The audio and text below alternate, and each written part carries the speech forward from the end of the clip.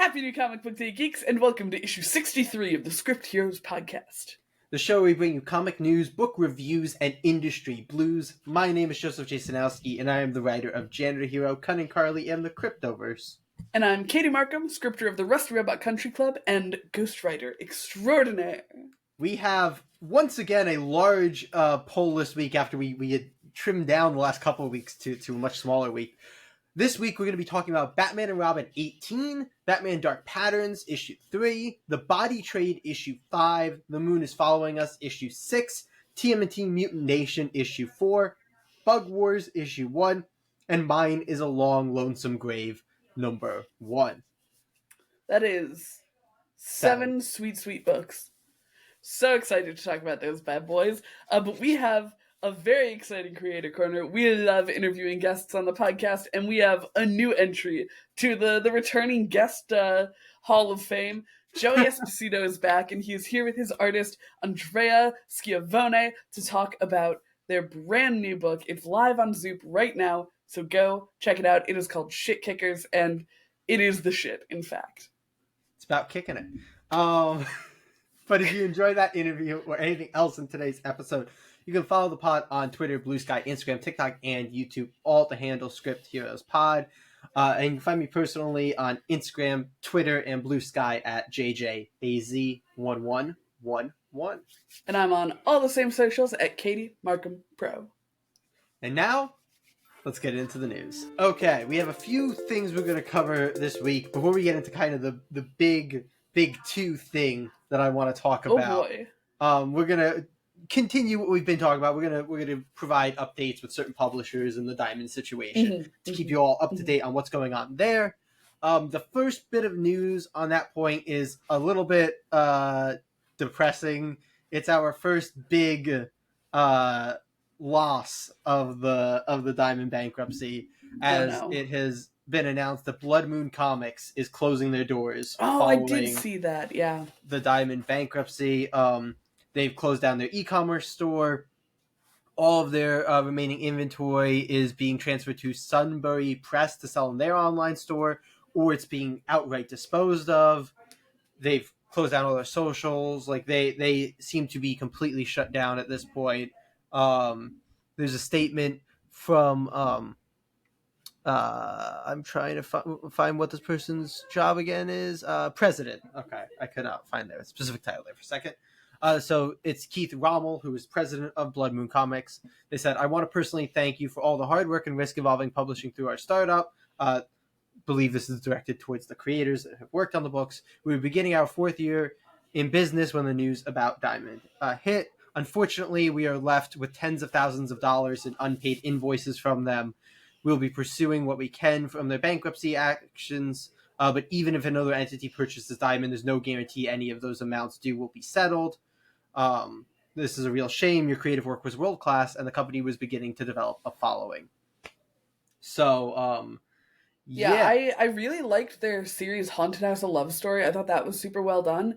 They were doing a lot of like really interesting aesthetic books, which I think was a great thing to lean into. Like, horror comics are so on the rise right now. They're so popular right now. And I think Blood Moon was doing a really good job of creating an identity in that space. And it really is a shame to see the effects of this big entity affecting indie books. So it's not special because like it's not just like not being distributed anymore, which presumably some companies could rearrange and it's just it's the fact that now they lose out on money that they are owed and will probably never get, and thus instead of seeing a shift or a pause or anything, Blood Moon is just seemingly completely shutting down, which makes sense. These comics is already not a great margins game. No, it's losing out on so much money is absolutely a death sentence for a publisher, and that just deeply sucks. I agree, but let's switch gears here to a publisher that has fared a little bit better. We're going to talk about Keen Spot, and I have to read the title of this Bleeding Cool article because it's just very funny how they frame this. Keen Spot got distribution through Lunar with this one weird trick. Oh my god. Full YouTube ass I love that they're like title clickbaiting publishers. there. That's so funny. But in any case, What is the trick? this is that's what I was about to get into. The trick was that apparently Lunar, especially with the Diamond bankruptcy, isn't like looking to indies right now because it's just too much for them to filter through and do all the business in a lot of places. And the way that KeenSpot kind of went around that was because apparently KeenSpot has one imprint that is already distributed through Lunar, and thus they were able to use that to move their entire library. So this one sweet trick is already be at Lunar. Or already have some like branch of your company at Lunar so that you can contact them directly, essentially. I'm trying now. I mean, good for them. KeenSpot, they're doing a lot of stuff that a lot of publishers don't do. They do a lot of one shots. They take chances on small creators. So it's great Execution. Execution Posse Holdings is the imprint that which was apparently a record company turned comics publisher that I guess KeenSpot had scooped up at some point, and yeah, there you go. So the trick to getting in at Lunar is to buy someone who's already at Lunar. Good luck with that. I think they had done this before this happened, and not like as we're gonna do this to get in at Lunar. But yeah. But what I found very interesting, also in this article, beyond that, was that Bleeding Cool through their, take or leave how much you believe their sources or if their action, but through their sources have said that they believe that Lunar is going to leave the small indies to Massive, and they will not be doing direct dealings. I mean, that feels like it makes a bunch of sense from Lunar's point of view, because they're getting either the same amount or still a reasonable amount if they're doing some sort of deal with Massive. I think we had covered that they're doing a deal where Massive gets a portion of what their total distribution fee would be. So it's but I mean, I think it's something that one gets a lot more books out there, because the bigger publishers put out most of the books you see on the rack, but it's a pretty sizable community that puts out indie comics. And it also, I think, gets Lunar a lot of goodwill to like set this system up. And they don't have to do a whole lot of work for it, which is, honestly a win for Lunar and a win for Massive and a win for small creators. Yeah, but this is, I think, confirmation. And again, like you said, it makes sense because why start up that with Massive if you're planning on grabbing those publishers anyway? But it seems to be the first like big indication that they really are not going to be grabbing these small publishers, which I think is already our impression from things like Ben Dunn talking about his experience pitching to them for Antarctic Press, and other small publishers like Band of Bards and a few others that have struggled to get in there. So it seems like at least Lunar will not be the path for them unless they want to go through Massive. So yeah, which that's... at least there's a path. It does continue my worry of like kind of pay to play, but like you said last time we talked about it, it already kind of is. Like comics is already such like a financial sink that the amount of talented people and the amount of people who can afford to make a comic is not a perfect circle. No. But exactly. The circles have gotten a little less perfect with this, but it's still, it's the same game, essentially. Yeah, exactly. But do we want to shift gears to, I'm sure just as depressing to some people, but more hilarious to me? Okay, so he says it's depressing to some people, but hilarious to him. So clearly this is not what I would assume the inverse would be, which is about the Harley Quinn April Fool's Day thing, which is depressing to you. No, this is... I'd say this is a good inverse to that. Okay. But I think is it the April special 2.0? No. But what what I'm getting at there is that this is happening at Marvel with characters that I am less attached to. Because we all know what a big Harley Quinn fan you are. You're very attached to her. No, but like that was also just deeply sad and like Yeah, yeah. I mean, For this is those probably not in the deeply sad. know, DC's April Yeah, Fool's book this year is like the Harley Quinn Fartacular or something, yeah, and it's literally just a Harley book full of fart jokes, and it's a scratch and sniff. which is admittedly very funny. Like that. Okay, they get points for that. Not as funny as But when they did it with the Banana Scented book yeah, last year with like the we're April coming off special. their fantastic April Fool's book last year, and instead of going, oh, let's run that back and do another ape themed anthology and make that like a yearly thing, they went, let's make like thinly veiled, fetish book to try to sell the weirdos. He said the loud part out loud. I said it last time too. I'm Oh not my shying god. away from it. It's true. I don't blame the creative team or anybody. Like that, that's full on editorial. I'm This sure is that was a some mandate. weirdo in editorial. Yeah, no, I don't even know if it's a weirdo in editorial. I think it's just somebody who was like, we can make money off the weirdos. I don't know that it's even Somebody a who's weirdo. like, I did a Twitter poll and everybody wants to watch Harley fart. Yeah, somebody went too far down some Rule 34 rabbit hole. And Oh god. This will Anyway, make the us Marvel money. news. Anyway, in Marvel news, because I lost the plot as I always do. He just can't control this himself. This is deeply wow. So earlier in the week, and this was originally going to be what we were going to talk about before literally today, the like full news of this came out. But earlier in the week, Marvel had put out a picture of Gwen Stacy's tombstone and said something like "nothing is sacred" or something like that. Okay, hell yeah. And that was a very like, oh no, what are you thinking of doing here, Marvel? And yeah, Marvel themselves have now put out an official press release, and I'm just gonna start reading some of this to you, Katie. I'm so scared. Okay, we're gonna start with the headline here. Gwen Stacy is back, and she's here to slay in a new comic book series. This May, Cavan Scott and Stefano Nessi launch a new Gwenpool comic book series that introduces a twisted new take on the fan favorite hero. On the bold decision to resurrect Gwen, Scott said, "What an absolute honor to tear both Gwenpool and Spider-Man's worlds apart. Yes, please. Gwen Stacy is back from the grave and deadlier than ever. Weapon X-style abilities, check. A lion in killer putdowns, you've got it. This is not the Gwen you remember." So there's so much more here, but I'm just gonna give this. My initial impression is that I'm gonna say this with love.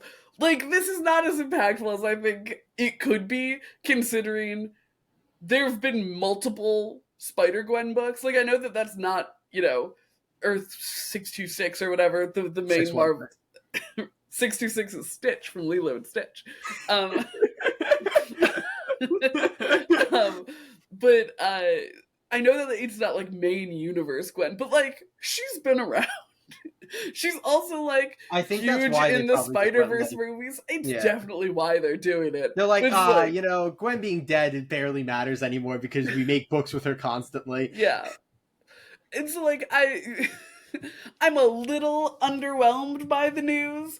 I'm also a little concerned with the insertion of Gwenpool, because like from what I've heard, Gwenpool is actually quite well received, but like so is Deadpool, and I'm not a big Deadpool fan. It's so, deeply funny because like the path of Gwenpool as a character just keeps getting funnier because I don't know how familiar you are with like how Gwenpool came about. This is something that I've not read, but this is something that I just know from I love behind the scenes. Please hit me with it. So Gwenpool started out as I know that she started out as a variant cover, but I believe it was part of like a set of variant covers where they were doing like characters as Deadpool. Various pools. So she started off as a Gwen Stacy as Deadpool cover. That is the OG Gwenpool.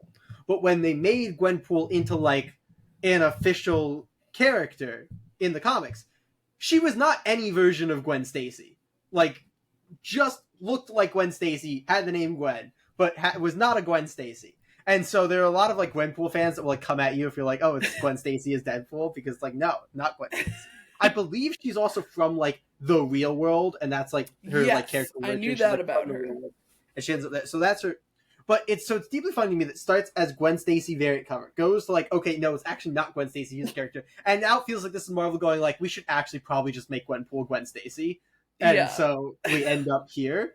Also, I don't think Gwenpool has any the real Gwenpool has any powers, so it's deeply funny to me that they're like, we're gonna resurrect Gwen Stacy, make her Deadpool, make her the new Gwenpool, and then give her Deadpool powers because clearly Gwenpool needs Deadpool powers, despite the fact that the main Gwenpool doesn't have Deadpool powers.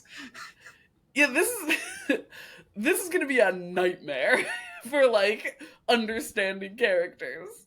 And then I have to think, because it feels like this is like to some extent intentional rage bait, at least for like the initial hook. But it's just based on like the writer's statement of like, oh, this is not the Gwen Stacy. No, it feels like they're lumping a lot of things in for said rage bait. So I have to tell you something about the cover here, which feels like rage bait. She has the X-Men X-Men Origins Wolverine like Deadpool claws, where like it's just the one claw, like the one Wolverine claw.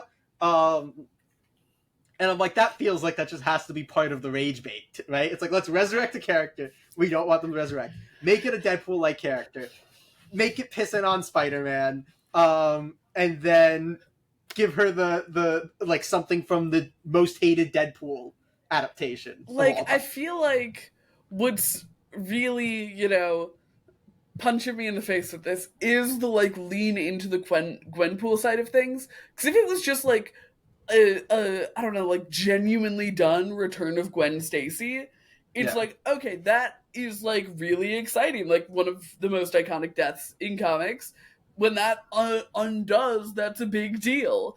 And so like I feel like that would be really rad, and I would absolutely read that. It feels like just an excuse to have a main continuity Spider-Gwen.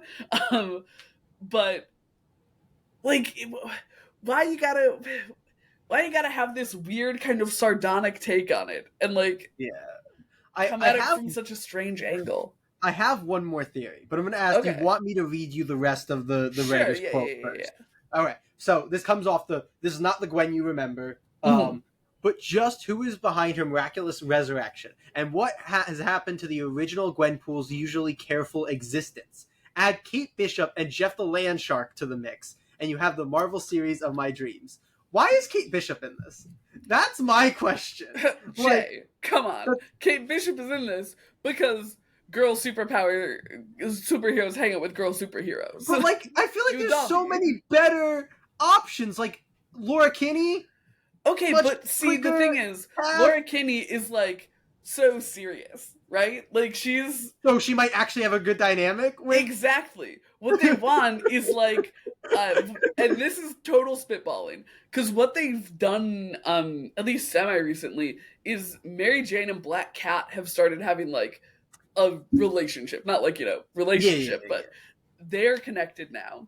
So they need some way to like divert Gwen from like filling the spot that Black Cat has come to fill, and also like not really being in the way of Mary Jane and Spider-Man, because I don't think they're gonna try to roll that out. So I think they're gonna lean hard into her like having her girls. That's where you're wrong, though. I think because I don't know how familiar you are with what's going on with Spider-Man, but they've been doing their best to keep Mary Jane and Spider-Man apart. Well, yeah, because I know that she's dating Paul, yeah.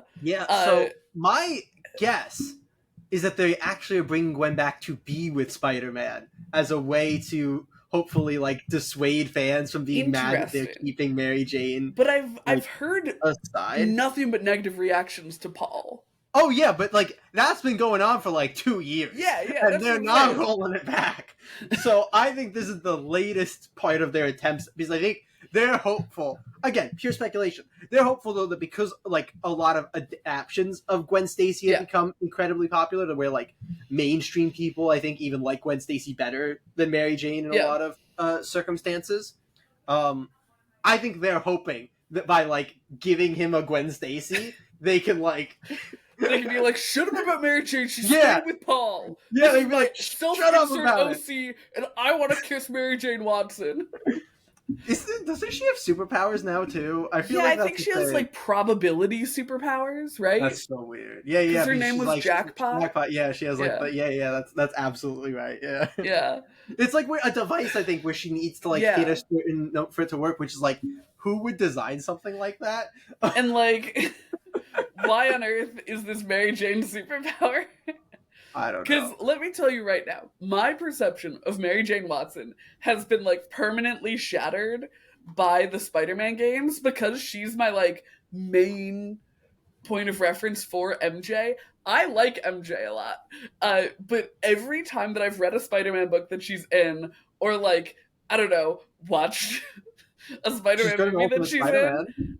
I don't like her. But I'm like, oh, No, they she's just, awful in like every right? movie.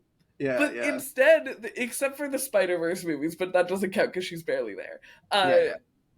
But they went and just made her Lois Lane in the Spider Man games, and I'm like, okay, sweet, I love her. She's It's amazing. it's so funny to me how like the answer to so many properties, like what do we do with this love interest slash main female character, is just like let's just turn them into Lois Lane. Yeah, Like I that is mean, genuinely the answer for so many. Like how many fucking main female slash love interest side of like superhero characters just become Lois Lane? they Like it's really do, and like it's because Lois works. I fucking yeah, love oh Lois, absolutely, but it's but just really like funny to me. It's like because make them into Lois Lane. it's so funky. It's so funny. But so I'm out here like, oh, you're talking about bad MJ. I don't care about her.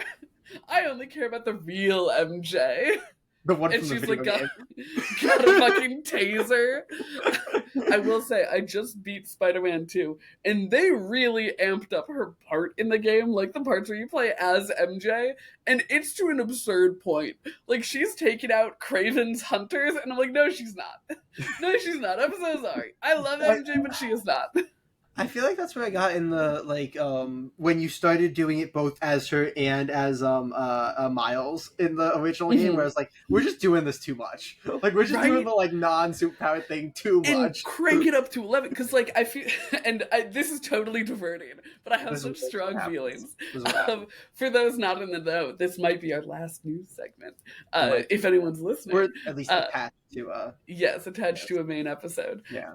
But they did it perfectly in the first Spider-Man game with specifically the level where they're in Grand Central Station and like Pete is doing the like classic kind of Batman thing Yeah, and yeah, she has to like move around and he's like assisting. yeah, yeah, And yeah. anytime it's him assisting while it's happening, it's like, okay, this so tracks. This makes sense. And Yeah. like the circumstances meant that they needed someone with boots on the ground. But like, And like you have that safety net of like in the like logistical thing, it's like, oh, if something goes wrong, he's there. Like she's exactly. not just gonna get like murdered on the spot. Like Yeah, he's right there. exactly. But any other time, it's like, okay, goddamn it, why am I here? I'm moving slowly. I have like rocks to throw to Stupid distract people. crouch walk, and you have to walk like around everything. So like to Yeah, move like 5 feet, you go like. and it's so dumb because it's like you want me to be moving around as Mary Jane, and you fully like I believe it when Spider-Man lands behind someone and they don't hear him. If Mary Jane Watson is walking up behind you with a taser in hand, you hear her. I'm sorry.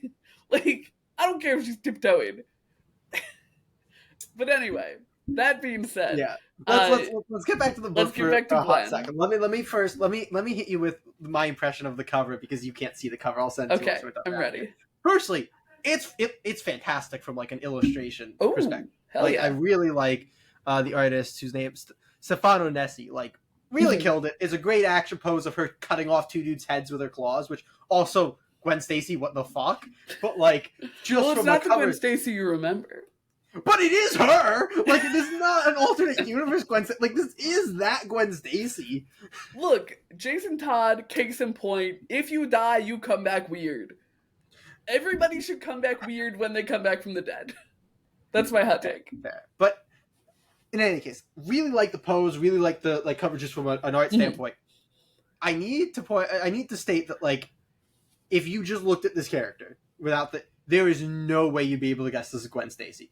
No white on the costume like Gwenpool or Yeah. Spider Gwen. Nothing with like her hair coming through, so you get the classic blonde hair. It is a purple suit with black accents, brown pouches all over it that make you think it was designed by Rob. I actually would believe you've told me this costume was designed by Rob Liefeld. And I don't mean that in a bad way, because I actually like the costume design, but it feels like Rob Liefeld designed this costume. This is a 90s costume as hell. Which, like, and, is a fun touch for, if we have Gwenpool being involved. Yeah. And then we have, like, a half cowl-type mask that's Deadpool up. And then, like, the actual mouth down. But, like, which is how I think that's how Gwenpool's mask is. Yeah? Yeah, but isn't hers, like more of, like, a tied off... Like, I think hers, like, has, like... Maybe? Bits flowing. Like, it feels like it's... an actual... Like, it feels like it was, like, made, out of, like, a sheet or something. Yeah. Like, like, it comes down... Like, this is very much if you took Deadpool's costume and just cut out the, like, interesting. But, yeah, I'm shocked that we don't have any white on it with how popular Spider-Gwen or, like, and Gwenpool pink. Well, that's the other Gwenpool color, yeah. Yeah. So, like, that was my thought. My thought was, like, oh, the purple's so that it's different than the main Gwenpool's pink. But why did they make the secondary black instead of white? Like... But pink is also the Spider-Gwen color. Like, if they're the same character, they can have the same color palette. Yeah, it's just weird. Or, like, lean into the teal side. Design. There's not much about this design that screams Gwen Stacy, and I feel like if you bring back the main Gwen Stacy, you should be leaning into things that are going to evoke that character. Yes. But it feels like, again, based on specifically the writer statements and, like, the amount of things that feel like they're going to piss off hardcore Marvel and hardcore Spider-Man fans, it feels like they're leaning into the rage bait to a point that I'm expecting some sort of rug pull where it's either, like, not Gwen Stacy or, like, there's something else going on that they're going to, like, play with. It just feels like they are leaning into things that, like, would intentionally annoy people that are big Spider-Man fans, Gotcha. Which is an interesting tactic when you're publishing what is ostensibly a Spider-Man book. No, it's a Gwenpool book, Katie. Which is, I don't know, 33% Deadpool book, 33% Gwen Stacy / Spider-Gwen book, 33%... Hey, Jay, it's not Gwen Stacy. This one is! Anyway, that is some wild news. Congrats to Gwen Stacy for coming back from the dead, and I do respect the decision to make her come back not right. Let people come back from the dead, not right. I saw somebody say, like, posted, like, it happened. There were 4 characters that were supposed to always stay dead. Bucky, Jason, Gwen, Uncle Ben, and Uncle Ben. Yeah, and when, like, Jason and Bucky came back, people were like, this is wild. But, like, these two make sense of the 4 to be characters to come back because they're, like, action characters, right? Yeah. So they'll come back. Like, the other 2, though, it'll never make sense. They have now essentially done the Red Hood and, Winter Soldier treatment to Gwen Stacy. And I saw somebody go, like, so when does, Uncle Ben come back as an anti-hero villain? Let Uncle Ben come back and also have Wolverine X-Men Origins claws. But first we have to get Benpool. Yeah, Benpool. He's, like, wearing a corduroy suit. No, it's like I gotta think of like who's the character that Uncle Ben would get? Because if Gwen took Deadpool, it's gonna be it's gonna Ben be Cat. Weapon He's Ben. Black Cat. It's Weapon Ben. There you go. Okay, gotcha. That's beautiful. Marvel, that's for you. That's a free one. Oh, that's yeah. You can really have that. Yeah, I don't even want my name on it. Like, you can really have it. Anyway, we have some great books to talk about today. We have 7, and none of them involve bringing back beloved character. Or does it? The Body Trade, kind of. Not a beloved character, but, like, I liked him enough in the first book. The child. Like, it was a stretch. It was a big stretch. You know what? The moon is following us. Also, kind of, there is a panel that has a frog in it. Like a little frog guy. And I choose to believe that is our boy. We're gonna go over to the poll list reviews. Alright, gang, we have 7 polls to get through today, so let's cut through the chaff and just jump right into it. Half an hour into the episode. Oops. We have Batman and Robin number 18, Batman Dark Patterns number 3, Mutant Nation number 4, The Body Trade, number 5. The Moon is Following Us, number 6. Mine is A Long Lonesome Grave, number 1. And Bug Wars, number 1. But of course, that's not all we picked up this week. Jay, what else are Yes. you picking up? Because neither one of us actually went to the store yet. Yeah, no. I'm also picking up Absolute Batman number 5, obviously, for our Absolute videos. We actually just uploaded one a couple days ago. So, Yes. watch that. Green Lantern Corps number 1 and the Lucky Devils issue 2. And that's Nice. all else I had this week because we had so many books just straight up. That's more than me. I've got Absolute Batman, of course, but then also The Hive number 1, which is one we considered doing, but we already had such a bloated week. Yeah. There was simply no room. But Jay, what order would you like to discuss the books? We start with Batman books. Like that feels correct. What Batman book would you like to start with? I think we start with the main adjacent time. I guess they're both in the same main time, and then we'll go with the flashback book. So Batman and Robin. Yeah. And then Batman Dark Patterns. Yeah. Then I think let's keep big properties together. We'll jump over to Mutant Nation. I don't think we have any other IDW books, right? I don't think so. No. Okay. Then I think is everything else Image except for Mine is a Long. No, the Body Mad Trade Cave with the Body Trade. Yeah. Okay, so let's do the couple Image books. With the I've changed my mind. Because I want to keep the okay. Let's actually jump to the Body Trade next. 5. And then from there we'll go and we'll do The Moon is Following Us 6 before we go into Bug Wars number 1, and then we can finish off with Mine is a Long Lonesome Grave. If you were able to keep up with that, I was talking to people watching. If they were able to keep up with that, you have a very sporadic brain, which might mean that you were meant to be a comic book creator. So you fucking nerd. Let's go talk about Batman and Robin. Batman and Robin, number 18. Memento's gruesome rampage across Gotham continues. A hospital erupts in flames. A boat careens into a dock. Fresh corpses are found in the ruins of Arkham Asylum. These are but a few of Gotham's historical atrocities committed in disturbing, copycat-like fashion by the foul creature known only as Memento. While the dynamic duo fails to prevent these heinous acts, the very fabric of their alliance frays and rips. Can Batman withstand losing his city to violence while losing his son to uncertainty? The writer here is Philip Kennedy Johnson of Action Comics Green Lantern War Journal. The artist is Javier Fernandez of Nightwing, Magneto, and King Spawn. We also have a flashback artist in Carmine D. Giancamito, who has done Flash and Batgirl, and the colorist is Marcello Mialo, and the letter is jump Steve over an artist Watts. there. Did I? Oh my gosh, there's another artist. Oh my goodness. There's 3 artists, There's 3 artists. My bad, gang. That's just so many. Miguel Mendonça also did this book, who has worked on Nightwing, Detective Comics, and Aquaman. Yeah, he did 1 page, I believe. You know what? Get your bag, Miguel. No. I was just saying for the. I believe when looking at the credits that he did 1 page. I'm trying to picture what page. Was it like the...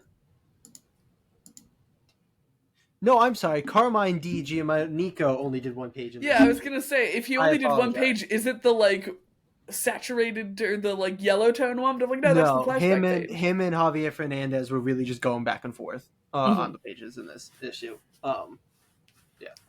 But Jay, we've kind of picked up running with Batman and Robin. We started with DC All In. That's really moving now. I thought you were saying the book picked up. Oh, yes, we did pick up the book. Yeah, I thought you were. I'm sorry, I misunderstood. But I was gonna say we are deeper in the plot now, and I feel like we've been able to slot in pretty well, even as we get to kind of issue 18 style conflict. Yeah, this is the fifth issue of Batman and Robin we've read, so we're deep in here. This was an interesting issue. We have Jason Todd here, which kind of inexplicitly. Yeah. It was one of those things where, especially initially, for the first half of this book, you really don't know why he's in this issue. Yeah. Then you kind of get to why he's in this issue, and I still don't know if it's fully justified. Yeah. But it was real weird initially. but yeah, there's this is a very interesting book to talk about, just from a very Mhm. like helicopter view, Yeah. because it's made so competently where like the plot moves in such a like nice way. Like it's a really easy to follow, Yeah. book that feels really good when you're just like reading it, if that Mhm. makes sense. Like it feels good. The Yeah. art, despite the fact that they keep shoving a bunch of artists in this book, the art is fantastic, like all It the really way is. It really is. through, I will say we do get constantly. more of that aged up Damien look though. Uh Yeah, we do. it's not as bad, I think, because he's in his costume. That helps to Yeah, dull it a bit, but he is demonstrably much older looking now than he he's was when he yes, had his he's not moment. quite as bad though as he was in the one Yes. issue where Yeah. he just looked full blown like 17. Hmm. But yeah, his look has certainly been a little bit of the like tough bit from there. Hmm. But yeah, I'm very intrigued by like the plot development, by kind of what's going on with Memento. The reveals about like Batman's history with Memento were really really good and really interesting. I like that a lot. My main like thing that I think is getting me on this is I don't know that I like the way the book is framing Batman's like relationships with the Robins, Yeah. particularly because the book is acting like they all had the exact same relationship with him, Hmm. and that I don't really like. Because the idea that especially they even pull in the Batgirls to like go like Yeah. I'm like you're casting such a wide net now because you're not going to convince me that Barbara had the same relationship as any of the Robins, because that's Yeah. just not true, because she had a goddamn family. Like it's just different. But like I just don't buy that Dick and Tim and Jason and Damien all had the same experience as Robin, because Yeah. it's just not true if you've actually read, never mind like their first takes of it, but like anything that currently has flashbacks to these characters in those roles. Like it is so clear that that's not the case, that it's a little annoying that this book is like looking at it as such a monolith. Yeah, and I think That's what my main gripe. specifically gets me with that is because we're coming at it from Jason's perspective. Like, this is Jason doing the storytelling for the Yeah, Robins. It's obviously the, like, most destructive thing possible. yeah, Like, it's coming at it with, like, the most, I don't know, ungraceful framing of Batman. Like, to say that the Robins are motivated by Batman's love is, I think, so false. oh, Like, completely in Tim's case too. Like yeah, Tim's case, just demonstrably fault. Like Tim goes to Batman, says, "You need a Robin. Gotham needs a Batman and Robin. Let me be Robin." Like there is no justification for that being him doing it for Batman's love. yeah. And like honestly, even with Dick, like maybe later on in Dick's Robin career, it becomes like a point of contention, their relationship. But it's not typically the story that like Dick is doing this to prove himself to Bruce. No, Typically, Bruce is saying, "Don't do this" when Dick starts doing his yeah, Robin thing. So, like, you're right. That was like a really big sticking point for me as yeah, well. And I think that it is done in sort of like almost I so what it hits for me is I don't love when DC itself says these things into fact about the Robins. Like, it was one of the big problems I had with the Robins book that Tim Seeley did. Because it's like, I feel like you're establishing things that make it really hard to buy into Robin, you know? yeah. Like, Well, yeah, like the thing, the idea. I don't like the idea that, at all, that like all of Batman's old sidekicks like talk about being superheroes in this traumatized. way. Like it feels like such a like fan fiction where it's like, oh yeah, we all talk about our like what do you call it, our Two Face or our Dent moment or something like that. Harvey Knight. Harvey moment, sorry, Yeah. Harvey Knight, yeah. And I'm like, no, you don't. Because Like, that's I don't very believe similar Jason to what talks to happened half in the of them Robins in book, general. Never mind that he right? talks to them about this shit. Like, you And cannot like, tell me that like Jason's just like talking to Tim on the regular. Do not believe right? And like, that. I will happily accept this in like the Wayne Family Adventures webtoon, which is Yeah, like a complete alternate universe where they are like a very happy family.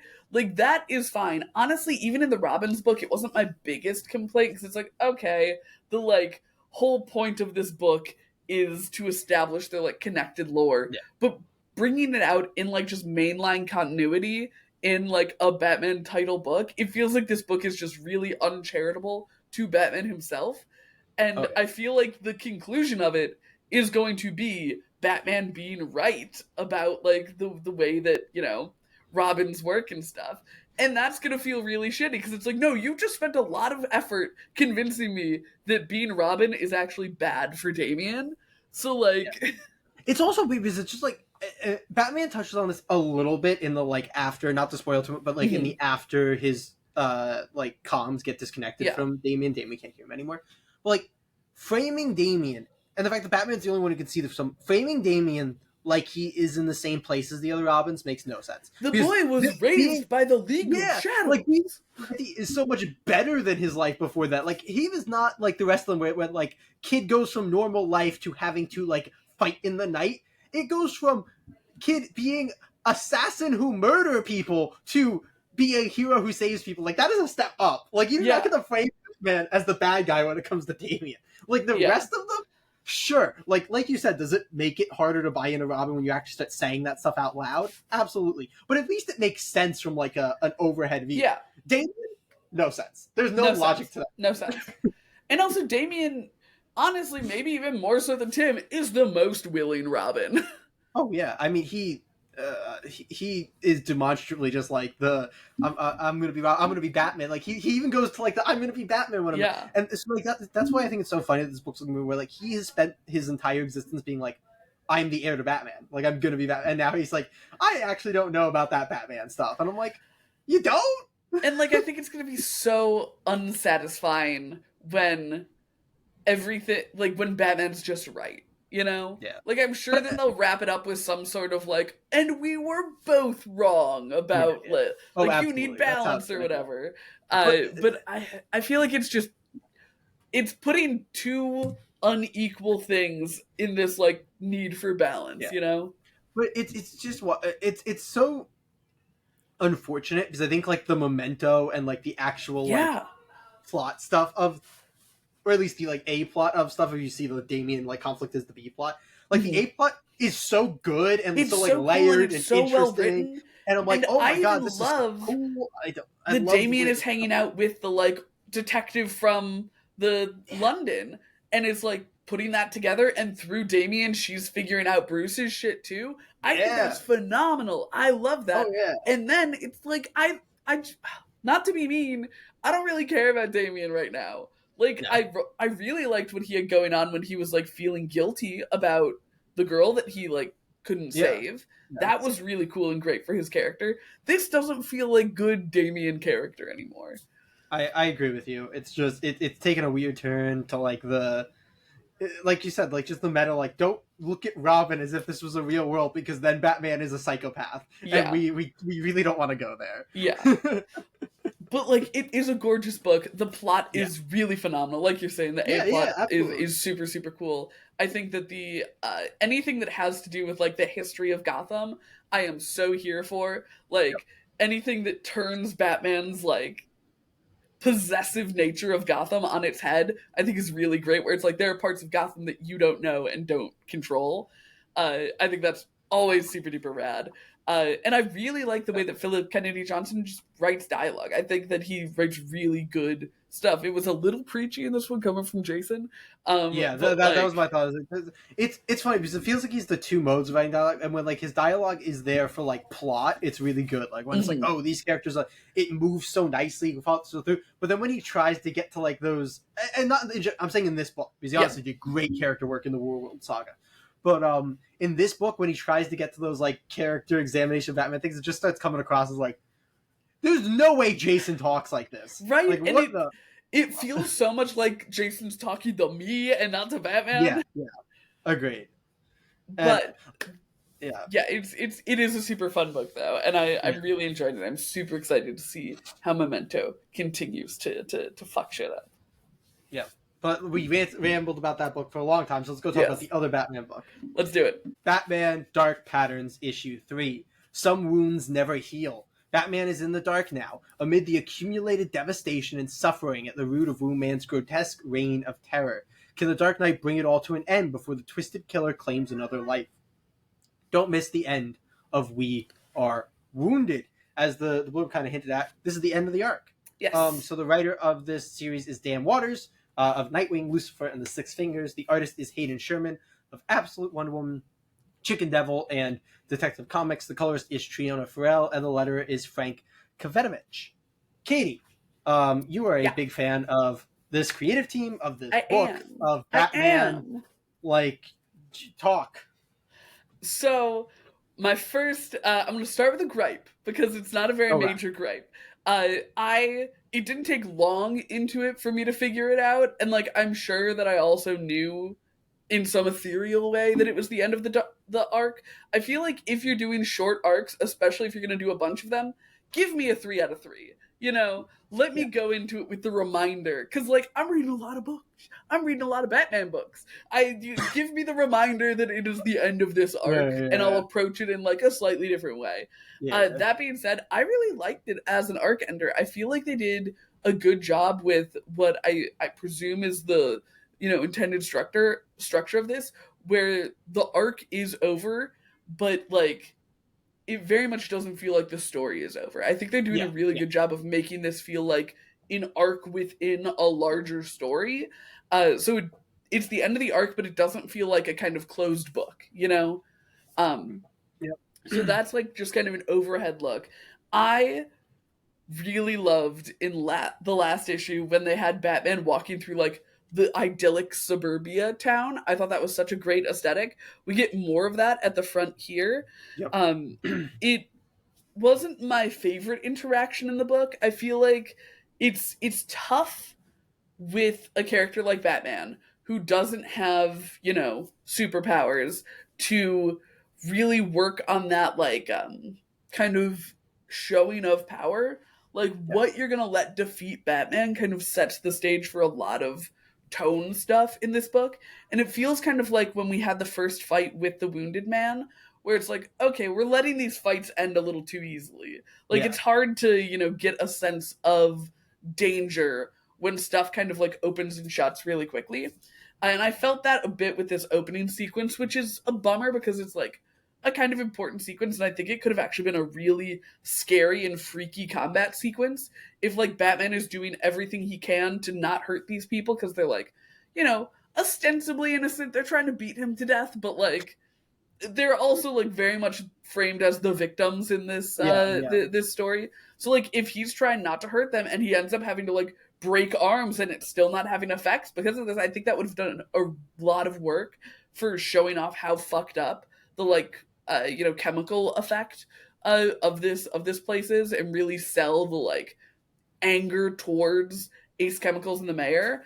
But then when we I like the Wound Man part just fine. I think that he's really freaky looking. It's again the sense of like, okay, we're gonna just tie up the Wound Man, and that's not That's gonna puncture anything. But like, my gripe about that specifically is like I am fully willing to do the like comic book suspension of disbelief, like you're gonna tie somebody up instead of killing them, like that, fine. But like in this specific instance where you were tying him up just to then immediately kill him, I was like, that makes no sense. Like I get it if it's like we're gonna tie them up so we can do whatever, and like yeah, you should have just killed them, but that's like a fine comic thing. With this, they literally tie him up, and then the first thing they do is then go to kill him. I was like, why did you why didn't you just do that? Like, why did you tie him up first? I feel like this is again a thing where it feels like the smallest tweak could have made it understandable if they didn't recognize him and are like, who the fuck are you, you freak?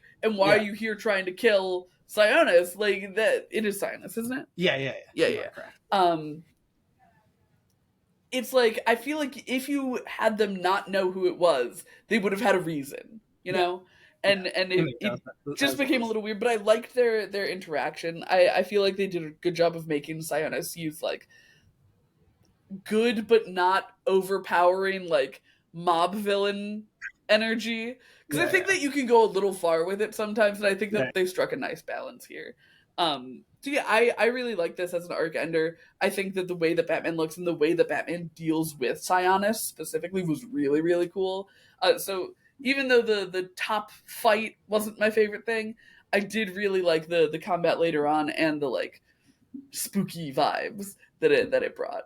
Yeah, And I don't. I feel good about the end of the Wound Man, even though I feel like it had a lot more potential. But it was clear last issue to me that we weren't going to be exploring that potential. So like this being the end of the Wound Man, I think short and sweet. Yeah, I'm torn on that because like Mm-hmm. I agree with you to a large extent, but I felt like the literal physical ending of this issue was like a little bit of a whimper to me. I was like, I didn't, like Batman kind of just Reminding shows myself. up and then like like I don't want to get into Yeah, spoilers yeah. actually, but like it's very much just like a nothing really had to be done to like Mm-hmm. wrap this up on Batman's end, which to me felt a little That's lame. fair.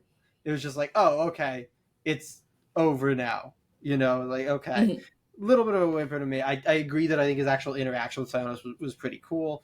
We already had the fight with Wound Man, which was also a little bit of a letdown. But Yeah. so like I wasn't expecting that here, but I guess I wanted a little bit more out of that. I really like the like front bit of this issue, and I think the Wound Man is so cool conceptually, and like getting his backstory in this issue was like the highlight to me. Really I was like, rad. Yeah. that was fantastic, and how once we actually like got the full thing to go back and Mm-hmm. like saw how we got there, I was like, that's rad. That's so Yeah. inventive and so cool, and I love that on so many levels. Um, and it is just such a visually incredible book too. Yeah. Like especially the God, stuff Hayden around the Sherman. Wound Man. Yeah, Hayden Sherman kills it. Oh, dude, Um, I love the way that Hayden Sherman draws Batman.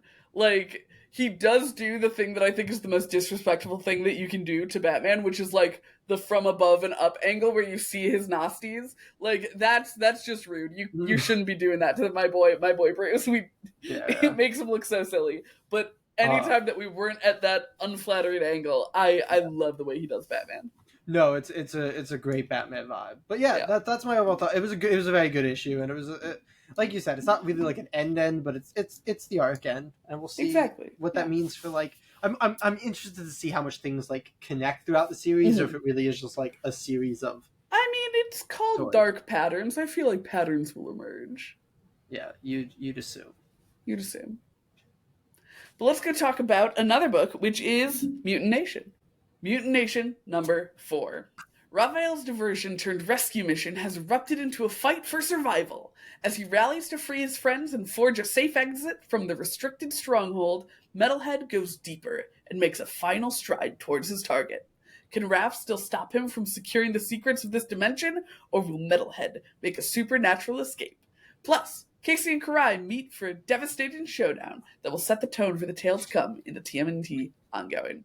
The writers here are Tom Walls of TMNT, The Last Ronin, and Wolverine Bloodhunt, and Eric Burnham of Red Sonja, TMNT, Saturday Morning Adventures, and Ghostbusters. The artists are Vincenzo Federici of TMNT, Jennifer Blood, and Red Sonja, and Mateus Santaluco of TMNT, Dial H, and American Vampire. The colorists are Rhonda Pattinson and Marco Lesko, and the letter is Russ Wooten J. It's the end of Mutant Nation, I believe. It's the end of this arc of This arc of Mutant Nation. Okay, yes. Brett. Um, yeah, this was a fantastic issue. I really Right? like this. This was so good. It's Tom Waltz knows how to do conclusion. He just knows how to ramp up so well. Like I really just love the way that he ramps into an arc. Like every issue feels more intense than the last until you reach that like perfect crescendo, and you're like, yes, this is the good shit. Like Rap's gonna do some shit. I love that. Right?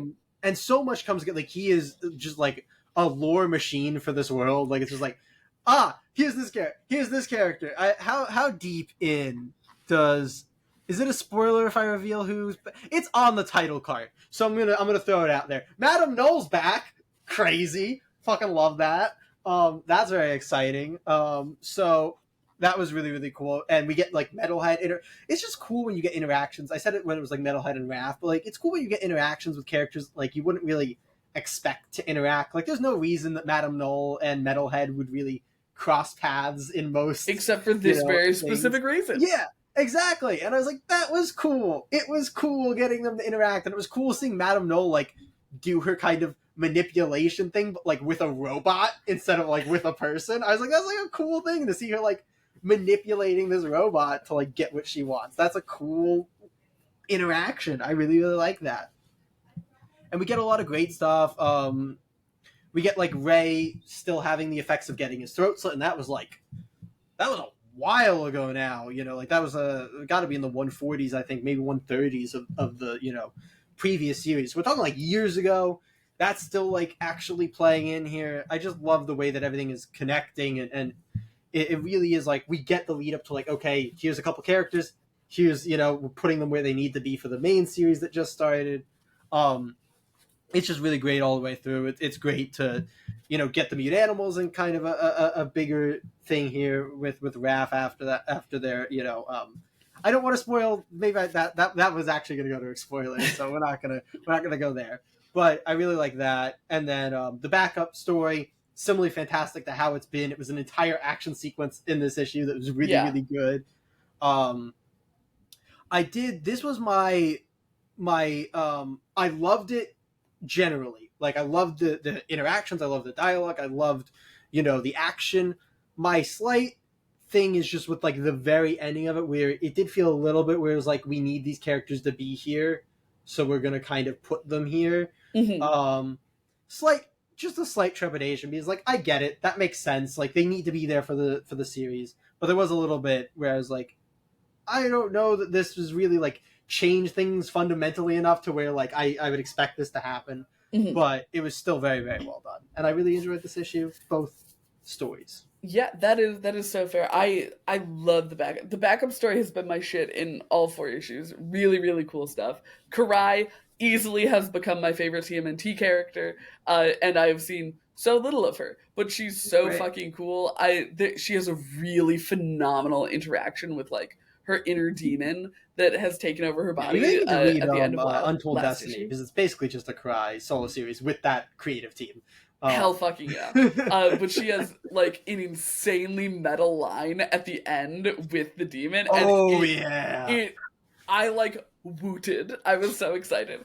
I will say that this is the first time I felt it a little bit last issue, but this is I think the first time that I felt like a lot was going on that I didn't understand in the main story. Like, because you're getting all of these things coming together, it reminds me of when we were reading Transformers, and it's like I yeah. dropped something apparently, Drops it. and it's like clearly this is an important or like cool or recognizable thing, and I just don't have the literacy of the turtles to Yeah, really understand it. So it makes a lot of sense to me that it was such like an out of the park issue for you. yeah. But for me, it just ended up getting into that less approachable territory, which is a So, fine thing. Like it's meant to be bridging the old to the new series. yeah. So it makes sense that there's stuff from the old series that needs to, be there. So I don't really hold that against it. That's literally what the book is supposed to be, and it was a super duper fun read. Again, the backup story just so Right. cool. Good stuff. But Yeah, in any case, we got four more books to talk yeah, about. we Let's have jump so over. many more books. Yeah, We're not even halfway through yet. let's What jump is over to the what is our body next trade. one? The Body Trade issue 5. After losing everything, Kim finally finds what he's searching for. It all leads to a showdown on the 4th of July. Who will survive? Will anything be left of them if they do? And will it be salvageable for the aftermarket? The writer is Zach Thompson of Blown Away and Into the Unbeing. The artist is Jacques of In Hell We Fight, Gold Key Mysteries, Duster, and Duster. The letter is Hassan, Atzman, Allow, and Katie. Why Yeah. don't you talk about this book? Oh, the body trade. It's so visually stunning. Like, to start, it is absolutely gorgeous. We got a lot of really great groundwork in the previous issue that I feel like I really wanted more on in this issue, and I was a little bummed. I was a little bummed with our conclusion here. It almost felt like I just want to throw this because I'm Yeah. interested. It felt like a ending to a story that we didn't get. Yeah. If that makes it just it went in Like, a very unexpected direction of like mhm. stuff that I didn't think had really been set up, or what I didn't really think was like what the book was doing.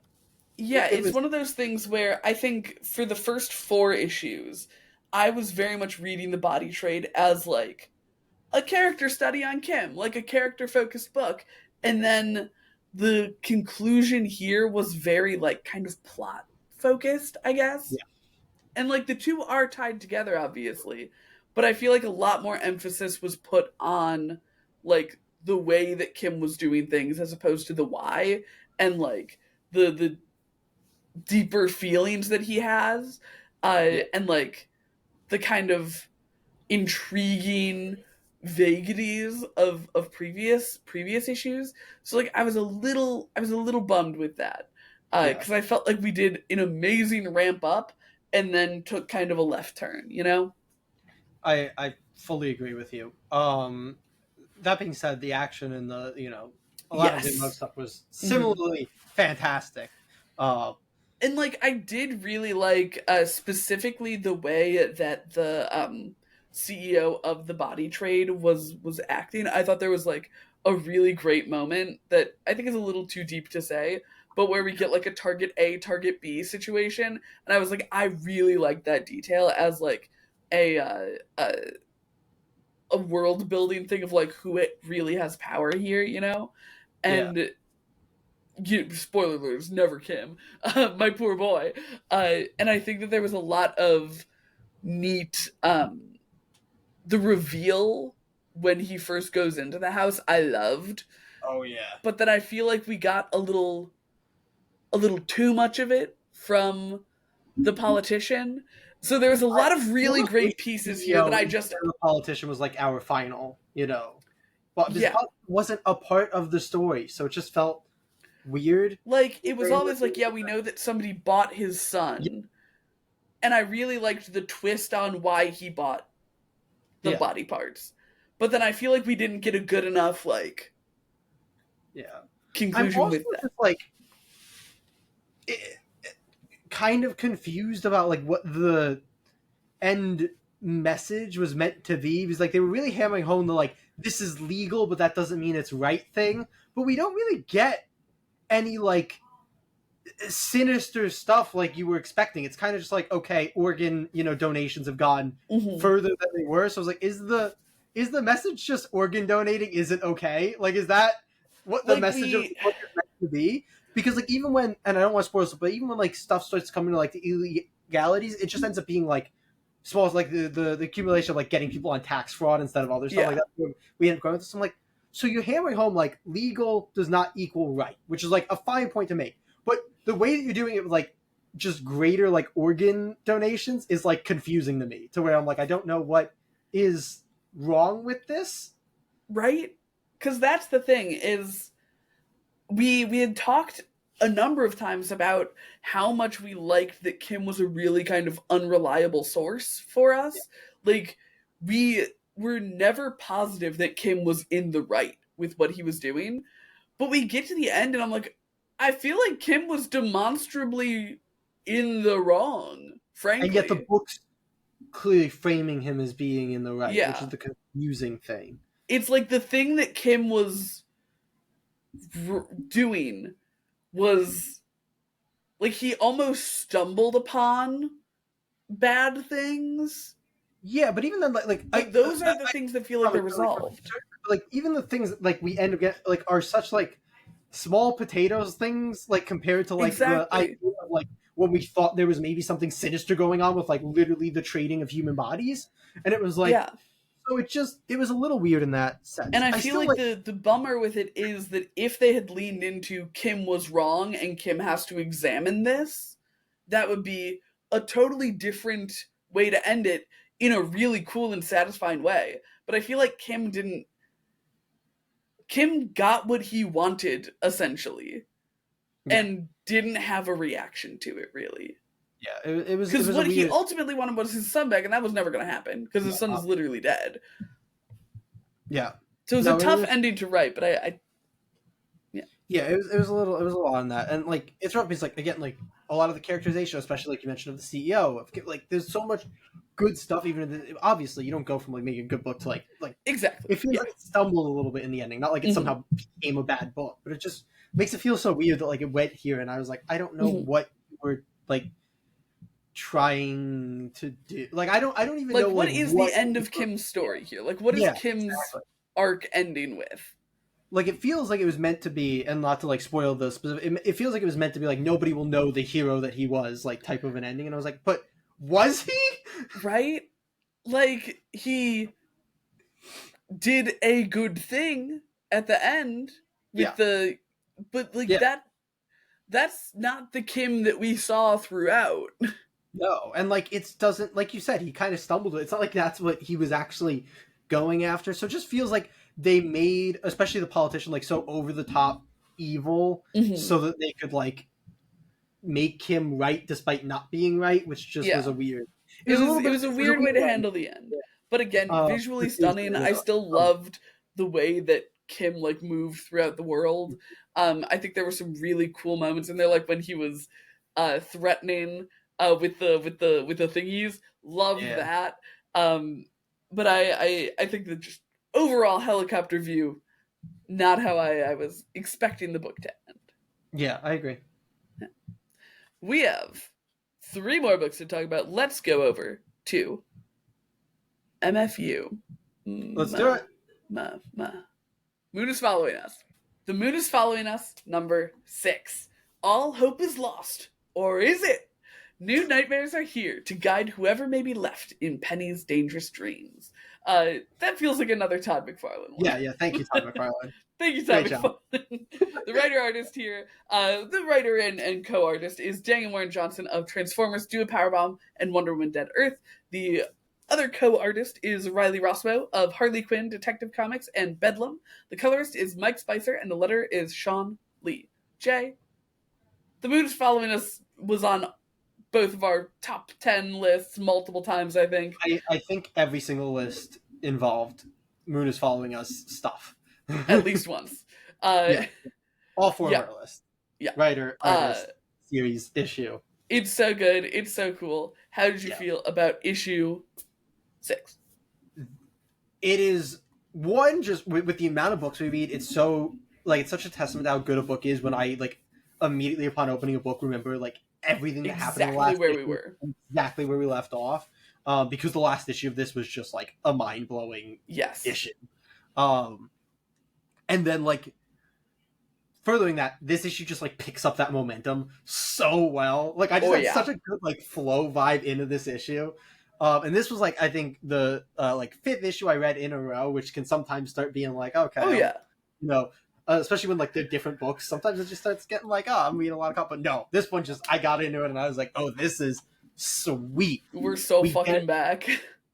is it Penny? Penny's is Penny their Penny. daughter's? Yes. Yeah. We get like Penny's nightmares, which I just love conceptually in Right? this issue, and then like this issue does such a cool job of like morphing the dream world and like playing with false realities and perception. I was like, this is just cool. Like it's so well thought out. Like it's we talk about how great the concept is, and we talk about great concepts in a lot of books, but it's great when they're thought out to this Yeah. extent of like everything makes sense, everything's leading into the next thing.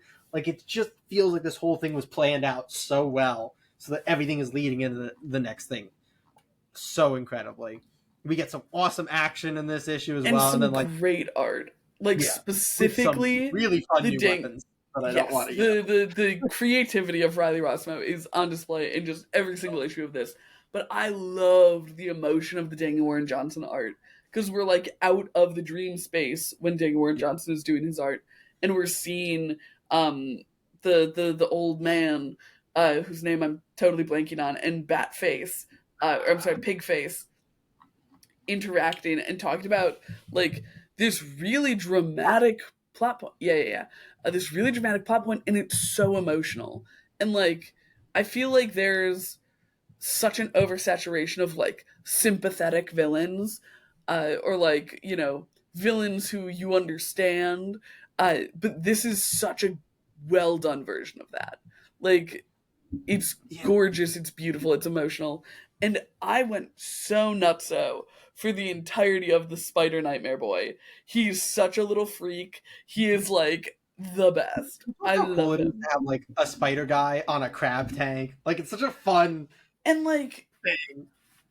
you're saying fun, and that's the thing, is this book is both like incredibly heart filled, and it remains incredibly fun. Like, they get to have this really great playground of stuff to do stuff with, and they're not afraid to lean into the like fun side of that.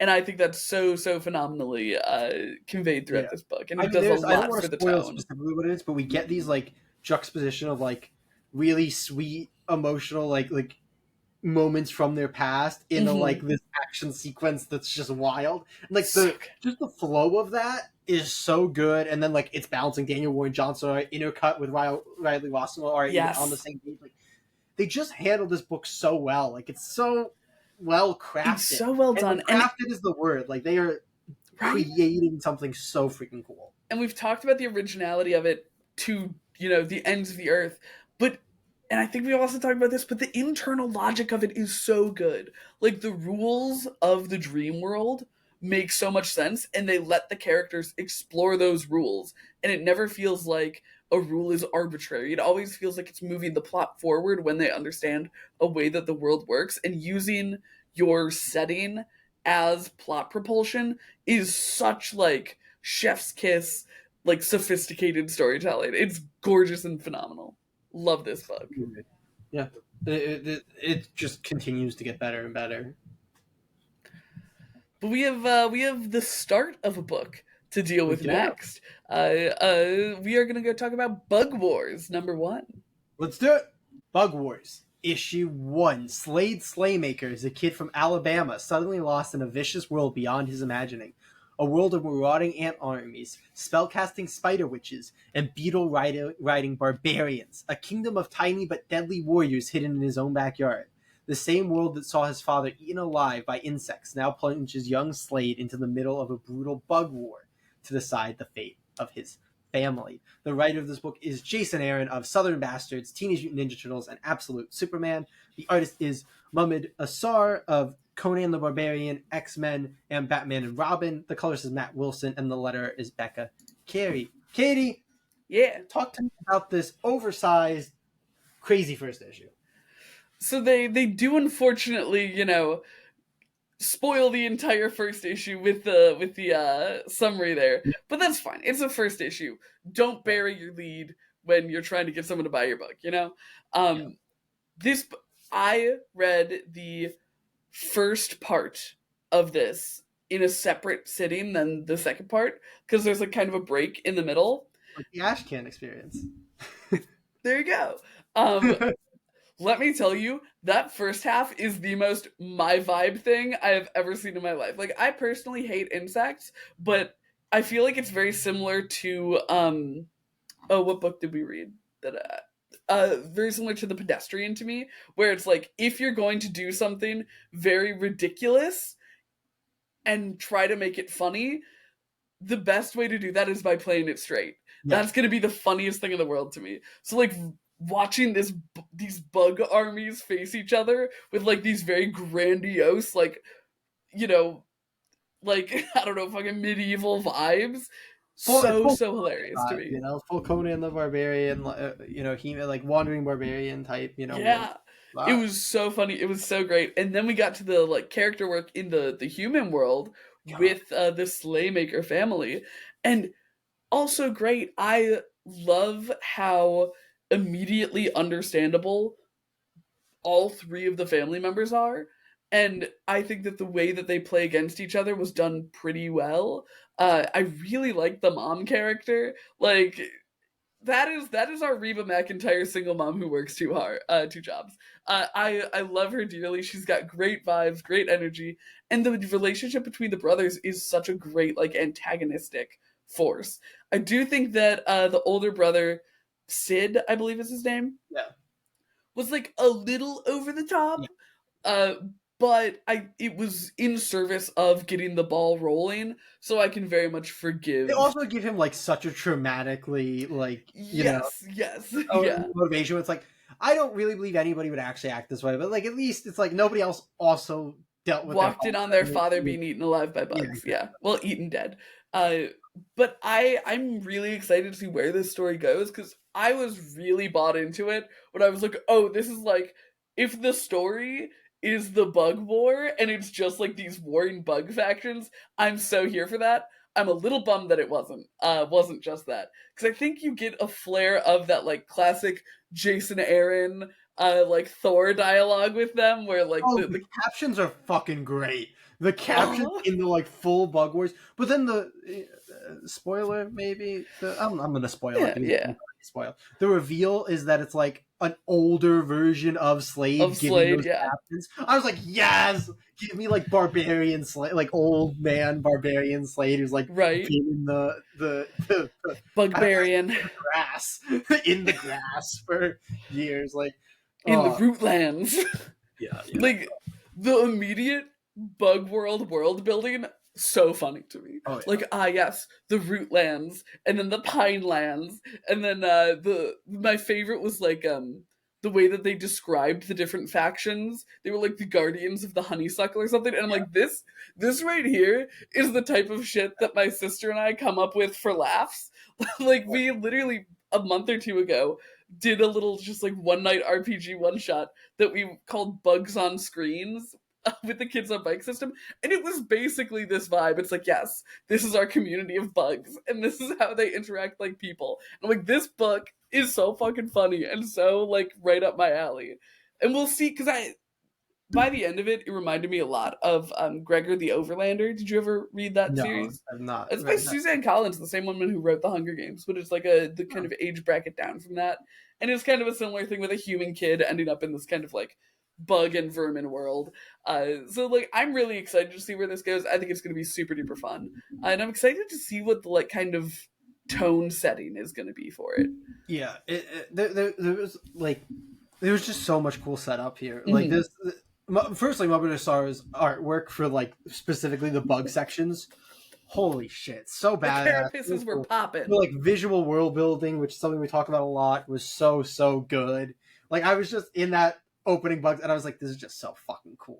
There Like was this is like just double cool. splash pages Yeah, of the I like bug this is fights. badass. Like Oh, it's ridiculous, but it's badass. And then we get to and the character work is honestly phenomenal. Like we right? talked about how good the mom is, but I also just like I think Slade is such a cool character with Mm-hmm. like the way that he's like doesn't really know his father, like he connects to his father through their like shared love of bugs. And I honestly like I think it could have felt very ham, but it honestly feels very genuine the way that he Mm-hmm. cares about his bugs. I was like, that feels really cool. He has like a like little blanket thing that's like such a To kid thing let of the like this will bugs out. protect me and Yeah. my bugs if we're underneath this while my brother's trying to like murder them. I was like, it's such a good like kid vibe. Oh, and then when we see the father's death, like I was like, oh my god, that's like fucking brutal. It was Right? just That's one of the so great. reasons that I'm so interested to see where the tone goes. Because, like, we get what happens when he, like, Yeah. goes into the bug world, and it's a little gruesome. And I'm like, okay, so is Oh this no, I going to think be it's gonna be fun. like Yeah, I think it's gonna be. a 12-year-old living in a bug world, or is this going to be like a crazy war No, especially story? from like because I was at that panel where they were talking about. Oh, right, yeah, yeah. Yeah, I get the vibe that this is them doing their Conan, Mm-hmm. because they did a Conan run together for Yeah. people not aware. This is them like doing that type of book, but like with this framing of kids shrunken down. And I think our like moments of like less. I think the bug world's going to be very gruesome and like, but then Mm-hmm. maybe like when we're in the real world, it'll be a bit more like tender and heartfelt. But I'm gonna drop my first of the year because we know I have to say this at least like 6 times throughout the year. I think so far this is the best issue that I read this year. This was It was so good. so fucking And good. just another testament. We say it like every single time it happens, but let people's first issues be a big one. Like that oversized issue makes such a difference when you're first I entering a think it new world. genuinely takes it from the first issue being the hardest thing to do to like often making it so your first issue is going to be the best thing. Hmm. Is like when you have all that space to set up your world and story, you get to just do all the cool stuff without it feeling compressed Yeah, and all that. You get all the good stuff without any of like expectations that are then going to maybe be let down. Like it's just all the good, none of the bad. Love exactly, this. exactly. Um, we also got We have a one. little fun like bug poster thing. Yes, love that. Great. What was it like when you You raise spray, your they pray. can? Yes, yes, that's what it was. You spray, they pray. That's so And good. like a little bug who's like, I have children. But we have one more book to talk about tonight. This is gonna take us into Mine is a Long, Lonesome Grave. Let's go talk about it. Let's do it. Mine is a Long, Lonesome Grave. Number 1. Harley Creed is a violent ex-con with a string of brutal crimes in his past. He only wanted one thing when he finally walked free from prison: to leave Briar Falls, West Virginia behind and disappear forever. But Harley's hometown has a strange way of swallowing people whole. Call it a consequence of the low-level magic that has permeated its darker corners for generations. And now that Harley has returned, pent-up vengeance for his past crimes is about to come roaring back. The writer here is Justin Jordan of The Strange Talent of Luther Strode, Dead Body Road, and Green Lantern New Guardians. The artist is Chris Shahan of House of Slaughter, Dark Empty Void, and The Autumnal. The colorist is Alessandro Santoro, and the letter is Micah Myers. Jay, brand new Yep. number 1. Yeah. How'd you like it? I thought it was a very good issue 1. It was very intriguing. They set up, it's one of those books where like there's a lot of intentional mystery behind like oh you shouldn't know like really what the Weavers are. The Weavers are like the big thing here that's like kind of mentioned constantly, but you don't know what they are. And like, but I thought it was played in a really like good way because you know like what's going on at all times, but you don't know like the history and the reasoning, and that's like stuff to be revealed in the future. And I really really like that. We also get like it's one of those things where like you think the opening comes first, but then you find out later on that it's actually placed somewhere later in the book. That's maybe a spoiler. Maybe I shouldn't have said that. No, it's fine. But I thought that was really, really cool. I also just really like a lot of the way the like interactions are in this book specifically. I'm not gonna remember our main character's name. I do this constantly. Harley. Yeah, Harley, like with his daughter and the priest in the church. I was like, all of that was so cool. Like, and like the daughter and the priest together had such a fun. I think it's Uncle Peter is the priest. Yeah, it was just really really well done on that front, and I'm very interested to see what direction it goes in because we set up kind of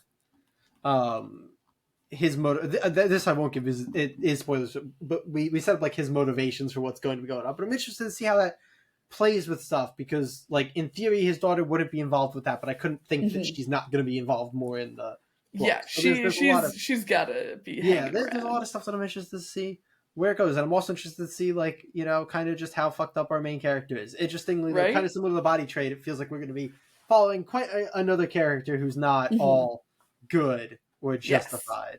I specifically love that they're leaning into like kind of I don't know, like American witch lore.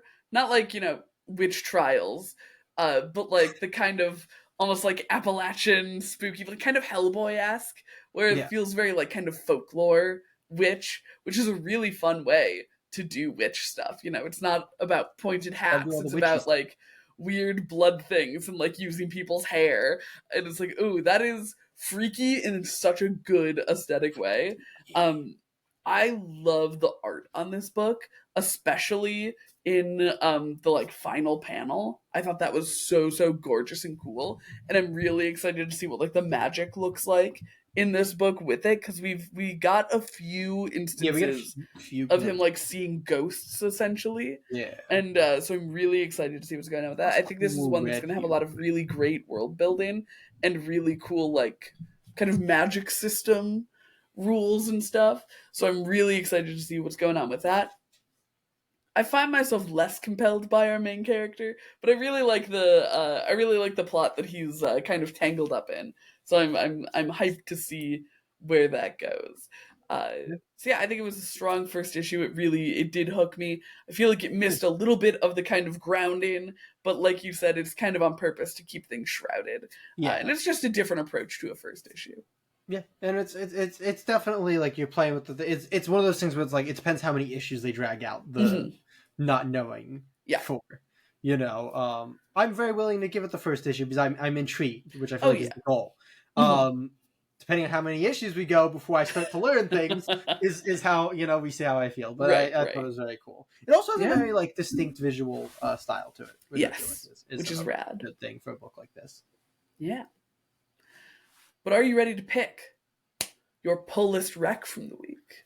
Can you believe? Honestly, it might have been tighter than you'd think because I don't think it would be because I think that we're in this. Oh wait, no, maybe not you and me actually. Never mind. Go ahead.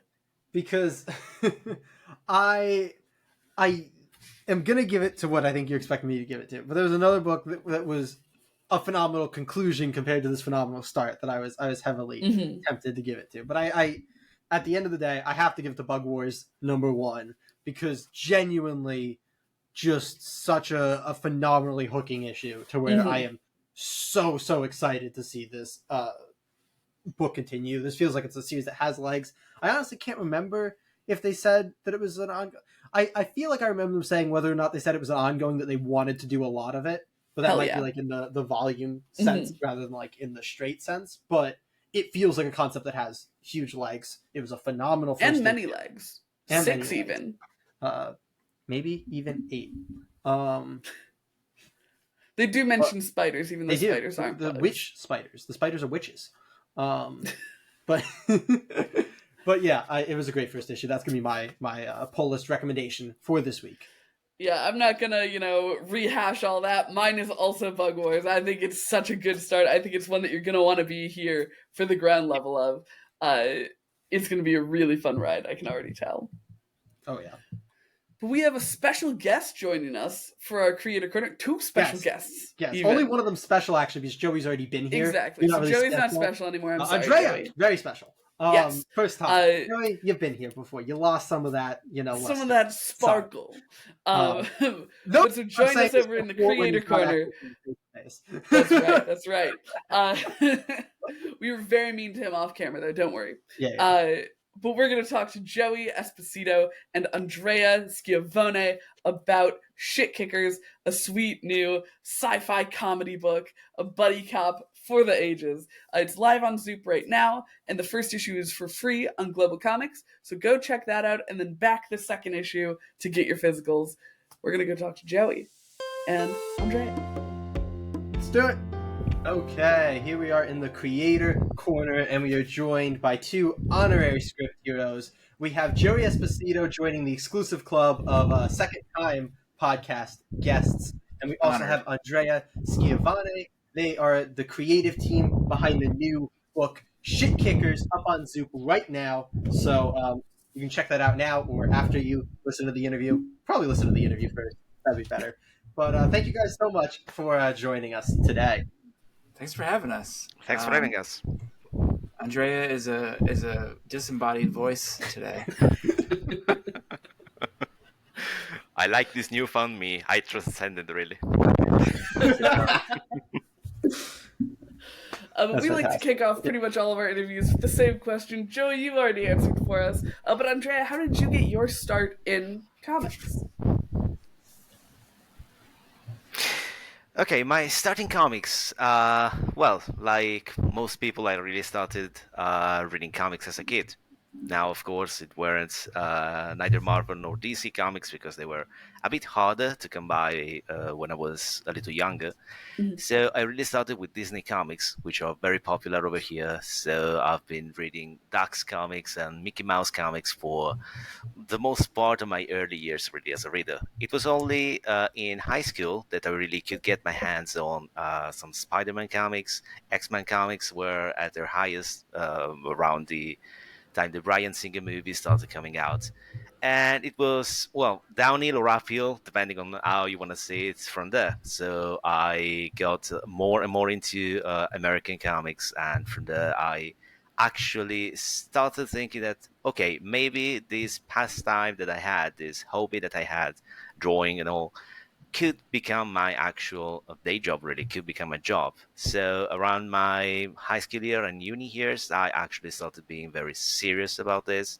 I went to a local comic school, graduated there, taught there for 10 to 11 years, and now we're here. I mean, since 2019, late 2019 and the pandemic hit, I really started doing this as a job, and it's been my main occupation ever since. That's so awesome. Awesome. Yeah. Great timing. Joey, I know we kind of hand waved you there a little bit, but in case people haven't heard your first interview with us, do you want to give a little short thing on how you got into comics? Sure. I've read comics my whole life. My parents read comics, so growing up they were just kind of always around. And knowing I wanted to be a creative person, but not totally understanding like how comics were made, I went to film school. But while I was there, took some great cartooning courses and graphic novel courses, and just sort of like opened my worldview to that creative process and how collaborative it really is. And it's just the medium that I love more than anything. So that's just sort of, I've continued to read, continued to write and create in comics. And of course, like, I like other things as well, but comics to me is just the purest sort of form of collaboration, which is something that I love to do, because it's just truly, unless you're, doing it entirely on your own, it's the work of multiple people's aesthetics and personalities coming together and forming something that only that group could create. And I think that's really, really cool. Hell yeah. Comics Absolutely. are so special like that. Exactly. But speaking of, Yeah. Speaking of people coming together to create, how did the two of you connect on Shitkickers? We connected on a long lost social media platform called Twitter that I don't know what happened to it, but it just kind of disappeared one day. And I had put out I was looking for a collaborator on a different project entirely. And Andrea sent me his stuff, and he had worked with a mutual acquaintance of ours, Jeff McClelland, who came highly recommended. And it wasn't quite the fit for that project, but I had Shitkickers kind of brewing and knew that he would kill it. And I was right. Yes, you Hopefully. I'd say so based on what we've gotten to read. Copies of issues 1 and 2, so we can also agree that you were the right call. See? Thank you, guys.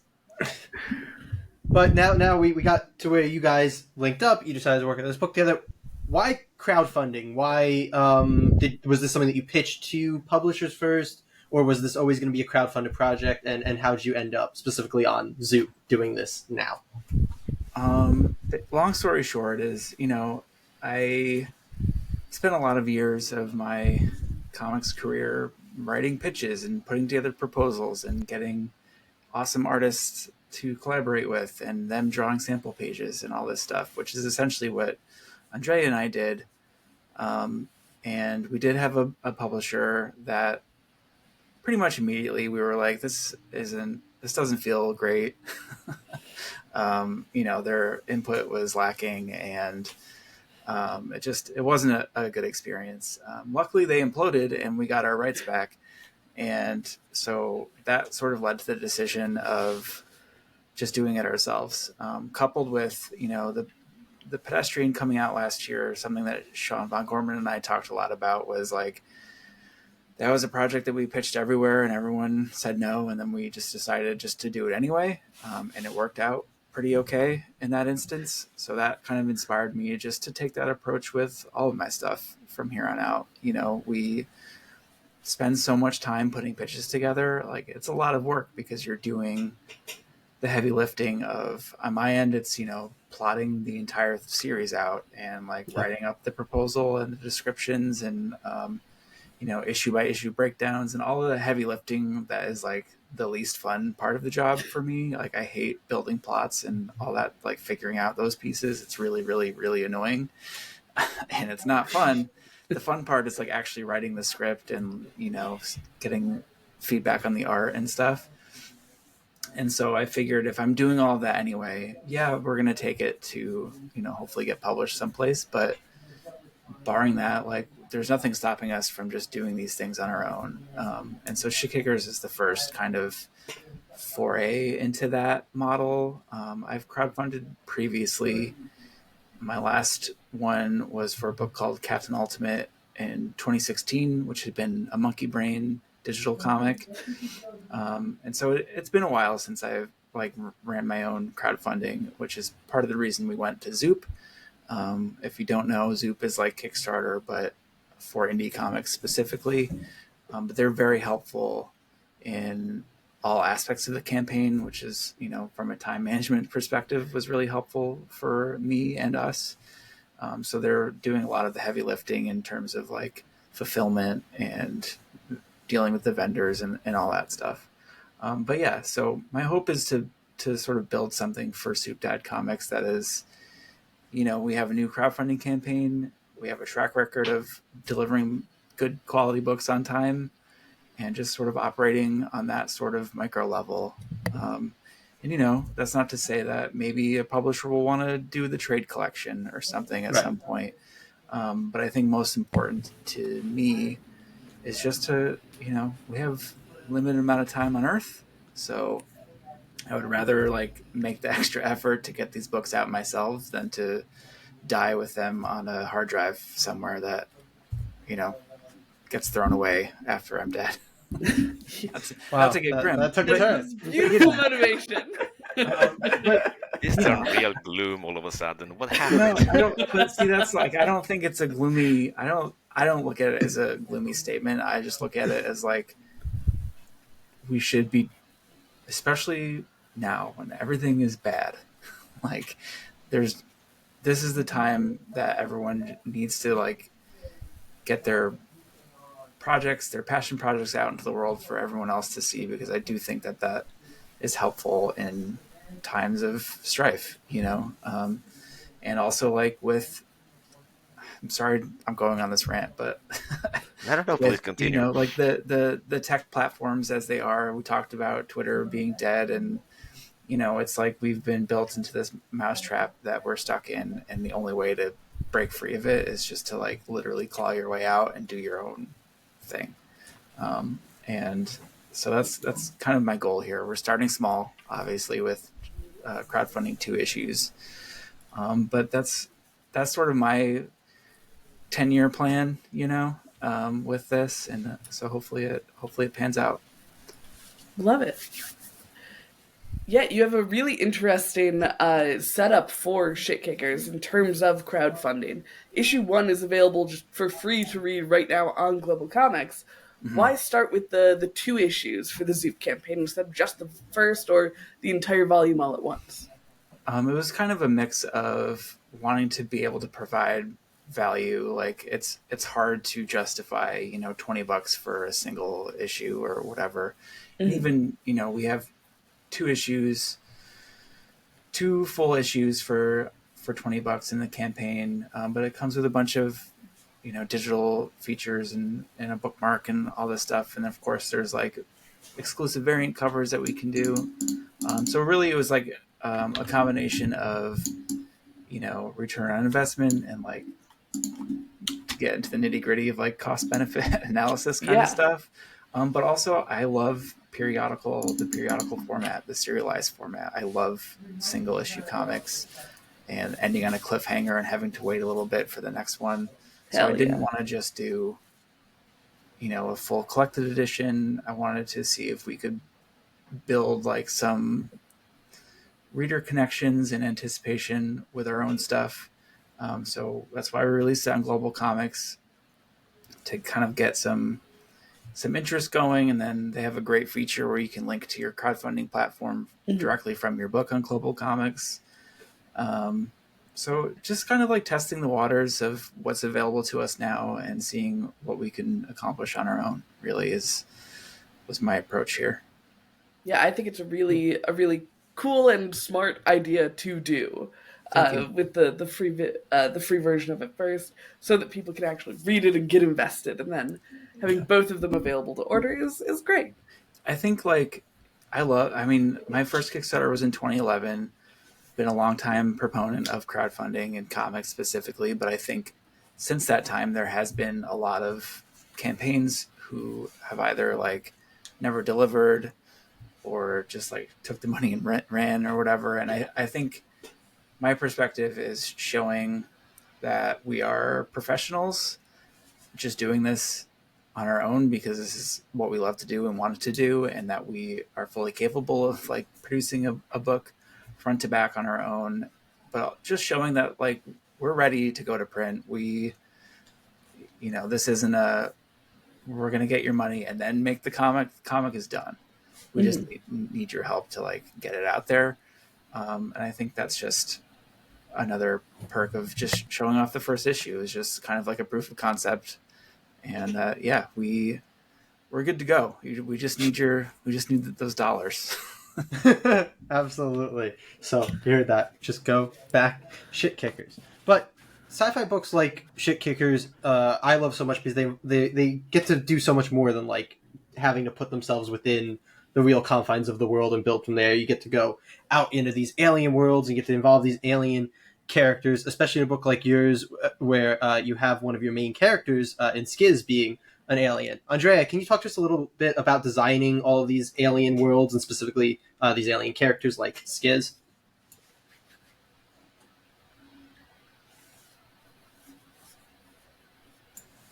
Andre might Heads be up, Andrea, muted. you are muted. Sorry, that's Okay. my fault.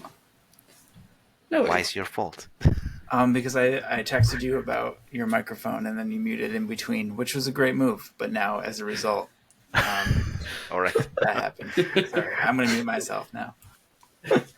Okay. So I was. Did you get any of that? No, No. we got none of that, so we can Okay. take it from the top of the question. Yeah.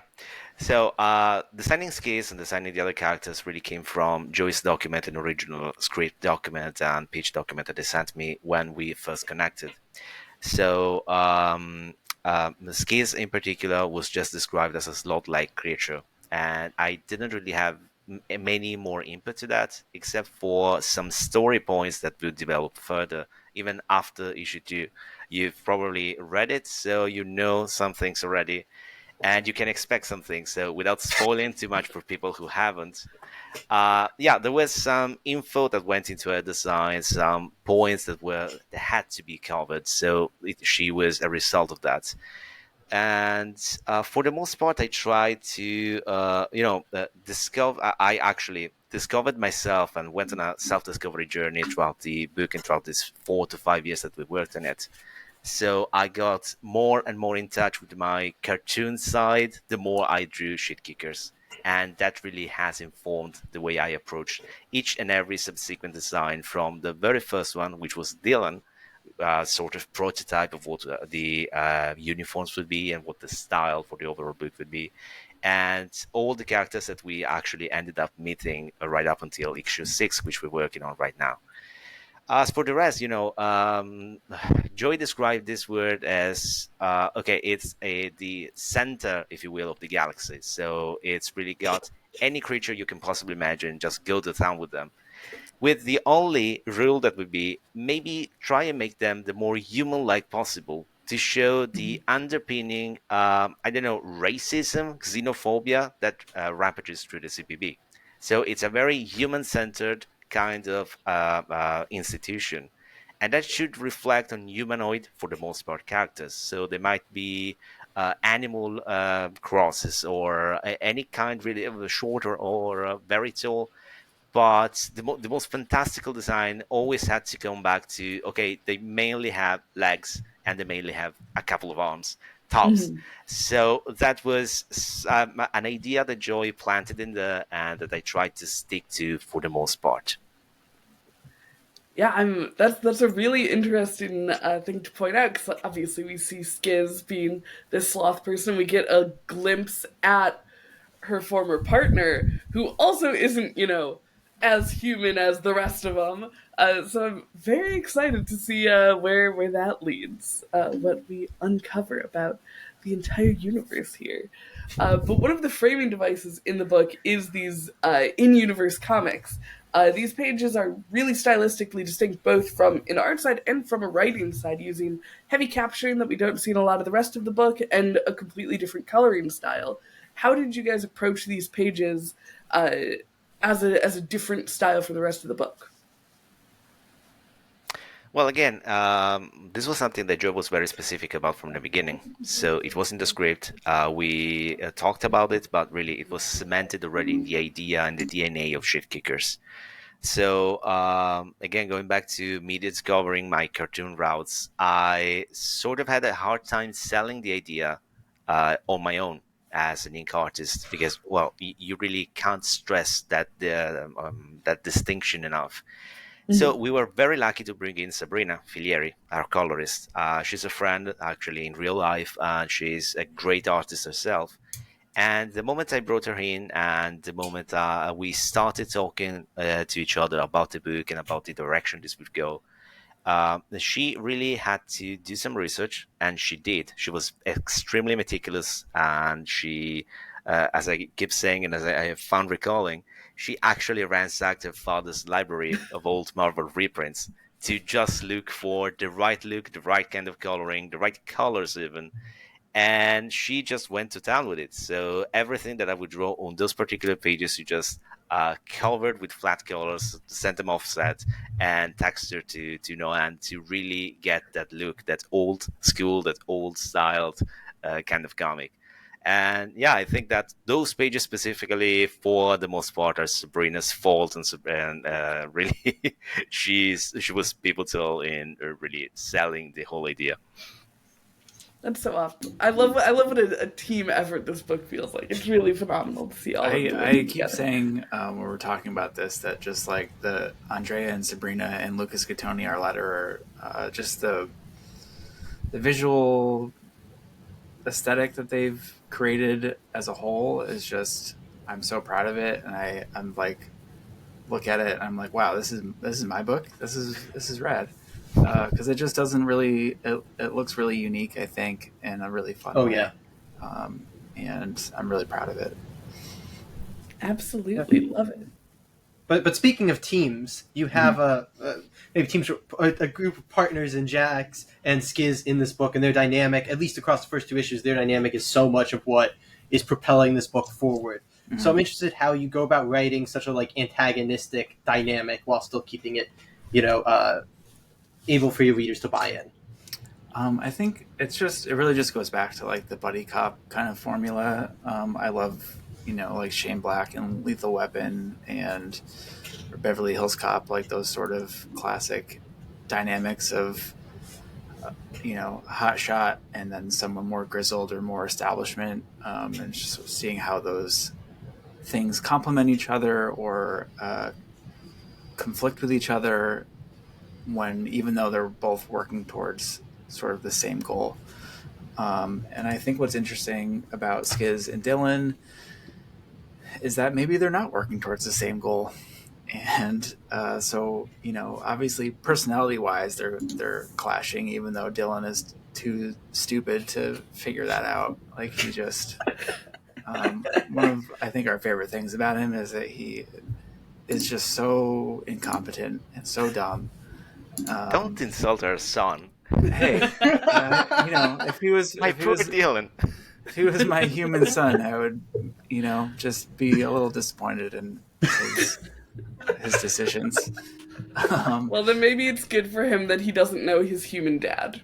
Yeah, Yeah. like I think, but I think bringing those elements together I think for the reader, the fact that he's so dumb makes him a little bit easier to deal with. Like if he was that way and just like cocky and I think he would be kind of full of himself. I don't think that I think he's deeply insecure and he's trying to cover it. And I think that Skiz just doesn't have patience for someone like that. And so she's really fun in that way, especially like bouncing off of each other. But yeah, we'll see, in future issues how that relationship develops and whether everyone is being as forthcoming as they may seem. Oh, so intriguing. Intriguing.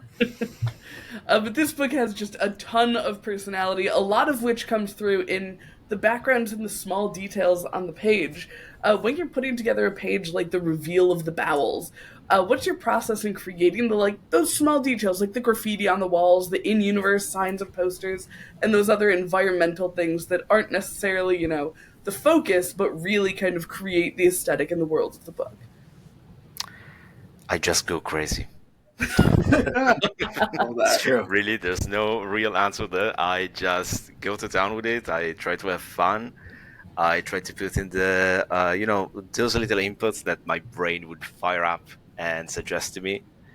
And yeah, I mean, of course, there's this idea. The bowels specifically were described as this gigantic, enormous filing room in the very basement, the last possible level of the planet and the last possible level of the precinct. So I tried to think of the dingiest, darkest room I could ever imagine, the wettest one I could ever draw.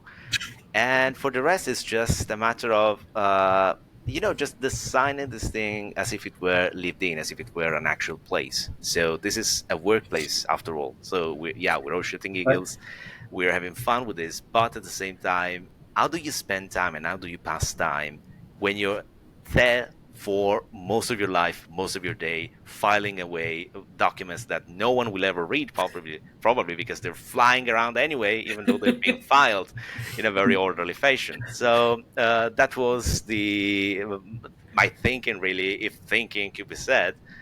And there's a small thing, some small details here in the, especially the squid that we have in Mm-hmm. the bowels that I won't be able to say too much about. But that was me actually interpreting a line from Joyce's script. And as it turns out, in our partnership and a work relationship with Joy, it's become so much larger just because he loved it so much. And it was so out of left field that he just had to write that particular thing and that particular creature into the later story. So, it's just me going crazy and having fun, and it actually paid off, I think. So But that's see, that's cool. like, I think that's a perfect example of comics collaboration and why, the final product is always, I don't know. I feel like I can tell when, oh, this is like a screenplay that someone wanted to make a proof of concept and turn it into a comic, and everything was like exactly as the writer like wrote it, and it's always dull and like not visually interesting usually. I mean, that's a blanket statement, but generally speaking, I find that to be true personally. Like you can tell when that collaboration doesn't really happen, Mm-hmm. so I always look for opportunities like that to kind of challenge what my original direction was or my original ideas, or find ways to incorporate this thing that I love, to support the plot or however it's been constructed. And so the squid stuff is a great example that'll come to fruit later down the line. Right. Well, I think the collaboration is, just listening to the two of you, very, very clear. You both give each other so much credit, which is so great to see that you both care about this book and appreciate each other's contributions so much. But I think that's pretty much all the questions we had for you guys. So we're going to give you right at the end here, if you want to get people to back the crowdfunding, can you give them a quick pitch for the book, who it's for, why they should back it, why it might interest them? Sure. This is, I think I pitched this to Andrea as Green Lantern meets Starship Troopers. So if that tickles your fancy, I would highly recommend it. It's got shades of Big Trouble in Little China and Lethal Weapon, 21 Jump Street. It's a crass, rude, crude sci-fi book with attitude. um, and but underneath all that, it's about operating within a fascistic regime and what you can do to oppose them, and also like the role of comic books and the media that we consume and how that impacts us. So it's got a lot of dick jokes and a lot of people getting blasted in the dick, but also has some meaning behind it, I think, and some of the best cartooning that you'll find on the stands for sure. Absolutely agree. A very compelling pitch, live on Zoop right now. It'll be linked below. And remember, you can check out the first issue on Global Comics right now, and there will be a link to the campaign there as well. So go get your fix of Shitkickers. Thank you so much. And thank you guys so much for coming on. Anytime. Thank you. Thank you so much to Joey and Andrea for joining us on today's episode, which is actually going to be our last full, I guess, this format, full Script Heroes Classic. I guess episode. not really, since the back issue reviews for a long time. Yeah. Now. But Katie, do you want to explain what our main episode is going to look like moving forward after this week? Yeah, as I'm sure you all noticed, we can't shut the fuck up about the polls that we talk about. So we're going to focus just in on the polls that we read every week. We're going to find new homes for the news in the Creator Corner, probably as bonus episodes when there's relevant things to talk about there. Yeah. So that's where our interviews are going to live. If somehow a Creator Corner idea comes to us and we're like, God, why did we never think about that? Yeah. Or, there's something relevant to do with that, Yeah. we'll be doing those. But and of course, that's also where the news will be if we have a big news story to talk about. But never fear, it's not going to be, breaking up our usual bonus episodes. This is not going to be. We're going to be breaking our format in more ways than one, and that's going to include the Wednesday, Saturday upload schedule. If news is breaking, you might get an episode, next day, whenever we actually have an ability to record. Anything would probably be in addition rather than, replacing an existing bonus episode. You'll also maybe see us playing with the bonus episode format a little bit to where it might not be the 4 episodes you expect every single month, because we have a bunch of things we want to try out bonus episodes wise that might replace one of those. But those wouldn't be Creative Corner or news, because those would be different things. Those are bonus. Yeah. The idea is we're going to be messing around with a bunch of stuff. The amount of stuff you're getting will be similar, maybe a little bit less, because there won't be news and Creative Corner every single week. But also that means we'll probably say, no, we can talk about this book for 15 minutes. Exactly. But the timing and stuff might be different. The one thing that will remain intact, though, is that every Wednesday you will get a main Script Heroes episode. But like Katie said, it will just be reviews now. Yeah. But speaking of which, Katie, why don't you tell us what those reviews will be next week? Yeah, we've got another thick week coming up. It's going to be Daredevil Unleash Hell, number 2, Drawing Blood, number 8, Hour of the Wolf, number 4, Laura Kinney Wolverine, number 3, Nightwing, number 123, Prairie Gods, number 5, and Titans, number 20. Yep, another large week with it's a 7 again. We're going from 7 to 7, but we might be able to talk about them a little bit longer next week. We'll see. So if you're interested in any of those reviews, you can check out next week's episode, because that's all it's going to be. That's right. Kate, you want to tell people what our last bonus episode? Yes, if you missed it, we posted number 4 in our series of Absolute Universe Fantasy Football.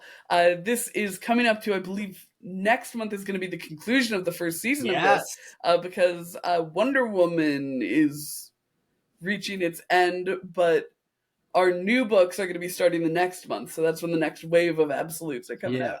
So we'll have to redraft, refigure. Yeah, it's gonna be very interesting, because things have different arcs. Some of them have fill-in issues between arcs, so things are gonna get wild. We're gonna see, like Kay said, next month will be the wrap-up of this season of our fantasy football, and then we'll see what we're gonna do, whether it's a redraft, whatever, for the next one. It's gonna be very fun. But this coming weekend, we will have another tier list bonus episode for you all. And if you have watched I think we did 2 parts, right? I don't think we did the third part. 2-part ranking the most iconic deaths in comic book history series. We are now going to be flipping that on its head with the news of Gwen Stacy returning from the dead. We'll be ranking iconic comic book resurrections, which will include a lot of the same people who we saw die. So that'll be fun. Yeah, it'll be very fun. You'll get to see your Red Hoods. You'll get to see your Bucky Barnes.